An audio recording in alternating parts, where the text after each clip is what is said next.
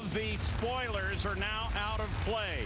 This matchup, the last in Top Fuel for this round, is huge. We're talking Larry Dixon and Tony Schumacher.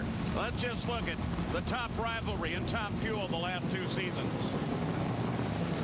Talked with Mike Green, the crew chief for Tony Schumacher in the U.S. Army just a moment ago. He ran a 385 in beating Doug Herbert in round number 1. A number he said that he was, for the most part, very satisfied with, Mike Dunn. But he said that the clutch wore through the clutch very, very fast. He says, I'm not really making any changes. If I can get the clutch to where a little more normally now, it ought to pick up just a little bit. You can explain further.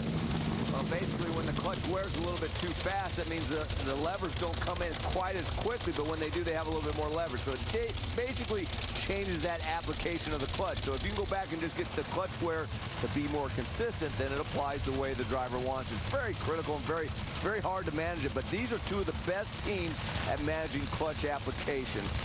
Jason McCullough has given the last signal to Larry Dixon, Schumacher, and Dixon.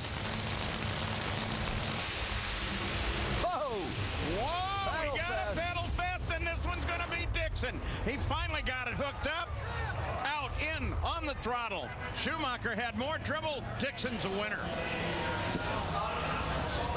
How about that? We talk about, I mean, these 2 guys. I love pedal fast, man. Oh, absolutely. And I mean, Larry Dixon as a driver, this is a great feeling. You're going to watch Larry Dixon here. Both cars spun the tires exactly the same time. Larry gets out of it, gets it back under control. That thing hooks up. Tony's did not, and Larry streaks by the win. That's when, as a driver, you earn your paycheck, and Larry did the job there. Schumacher just never got it hooked up, did he? Now, as you're going to watch him, he spun the tires exactly the same time at the hit of the throttle, just like Larry did. And then he's going to get out of the throttle right here. You can see it close up, gets back on it. And right there, you watch the butterflies now. He's on and off of that thing. And sometimes you just got to let that thing settle down a little bit longer and then try to possibly roll into it. Because once it blows it off, that blows the tires off that hard, boy, it's hard to get to recover. It looked like he really tried to let it settle down, but it was breaking all the way. You saw Don Schumacher, his dad, and there's Alan Johnson watching his car go on to another win. Top Fuel semifinals.